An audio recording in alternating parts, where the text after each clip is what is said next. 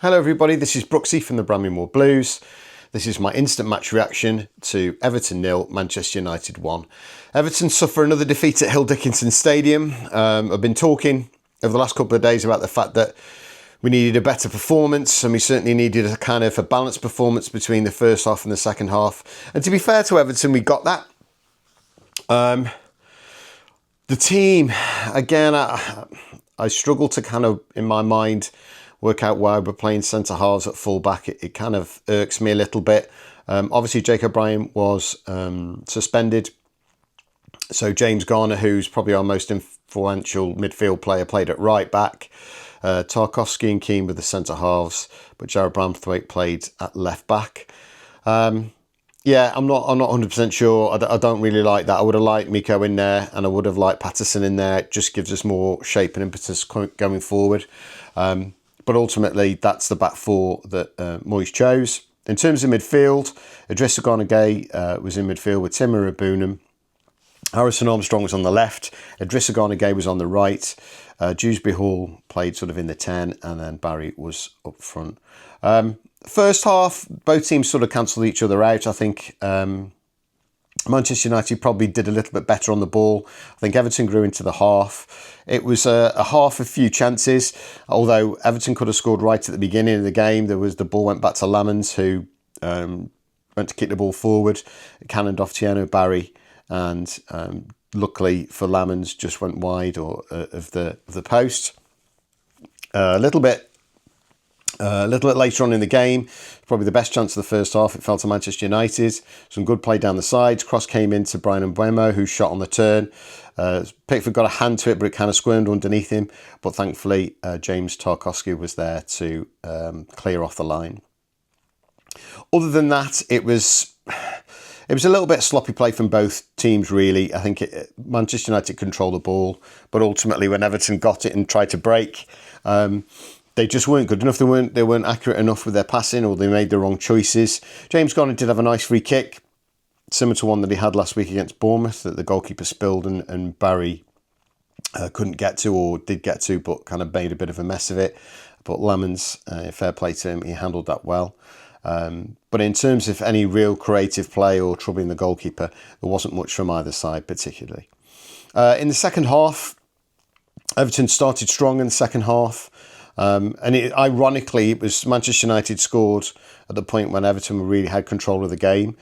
Although when I say control of the game, yes, there was some nice intricate passing. There was lots of pressure. We had lots of set-piece corners. But it didn't really trouble Lamans in goal as much as we really should have done. A lot of the corners were straight down the goalkeeper's throat. It was easy for him to punch, or we were cleared away. And it frustrated me because there was no real variety in those corners. It was more of a case of, let's just punt it in there and see if one of the big lads can get their head on it. They didn't try and do anything short. They didn't try and move the Manchester United's defence around. So that was a little bit frustrating. I think we had between, I can't remember exactly, but I know it was between sort of 10 and 15 corners. And it's frustrating that we kind of didn't make the most of it. But also we just kept doing the same thing. So yeah, that was really frustrating. The goal came from a clearance. I think it was a cross from Idrissa Gana Gueye that got cleared. Basically just a big punt up front.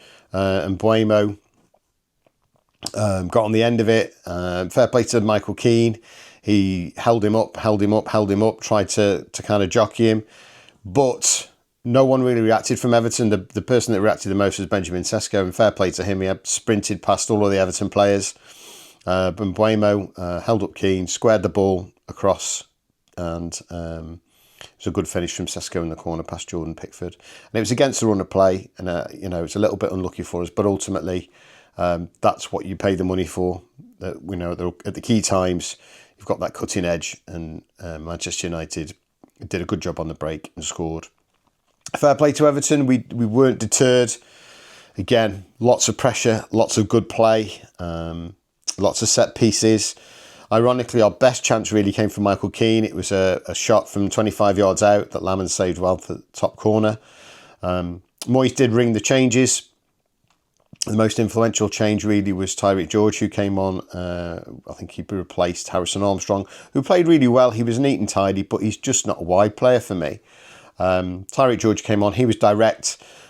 He ran well at players, committed, won a few corners, had a shot towards the end of the game as well that was well saved by Lemons.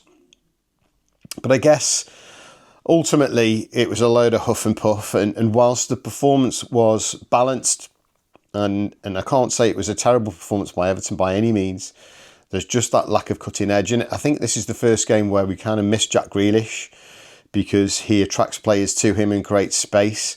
So even when Jack isn't having one of his better games, what he does is he allows or creates space for other players to kind of utilise. And today we didn't get that, and it would have perhaps been the missing piece in our performance. I don't know. Lots of crosses into the box, but Barry and when Beto came on as well, they just don't seem to get on the end of them. And we weren't quite intricate enough in the middle of the field to kind of play through the lines and set up any clear chances for either of the centre forwards. So we're going to have to dust ourselves off. Was it a better performance? Yes, it was. Ultimately, it brought us nothing. I don't think Manchester United were any great shakes, but it was a good away performance in the sense that it was a clean sheet, and when their chance came, they took it. So yeah, it's a frustrating one for us. In terms of players who I thought played well for us, I thought James Garner was good, playing in right back. I mean, I thought he was wasted there, but I thought he gave a good shift. He was good against Mateus Cunha. Keenan Dewsbury Hall didn't have his greatest game in terms of end product, but I just like the fact that he keeps going. He's really brave. He wants the ball all the time, and all the good things that Everton did came through him. Yeah, it's just a shame that I think from a shape point of view, I didn't think we quite got it right today. I would have liked to have seen George from the start. Tyler Dibling didn't come on either, and I know he's been in and out, but it's the sort of game, last 20 minutes, where you're just saying to him, just run at players, and it just didn't quite happen for us. But we're going to have to dust ourselves down. We've got an away game at the weekend, and then we've got Burnley next Tuesday. I know the curse, well, I'm not going to say it's a curse, but obviously the performances at Hill Dickinson haven't gleaned as many points as we'd like. But we've got Burnley next Tuesday. And if we don't beat them at Hill Dickinson, then I think we will all start to be sort of scratching our heads and thinking, where's this going? But reasons to be cheerful. I always say it. I think back where we were 18 months ago in the absolute doldrums. But it's frustrating one tonight. It's a shame because I thought we played okay. We certainly didn't deserve to lose the game, but that's Premier League football. It was the one real key chance that came to Manchester United and they took it. So fair play to them. Okay, so that's it from me today. Up those Blues. If you like my stuff, give me a subscribe. I'd really appreciate it. Take it easy, and I'll see you on the next one.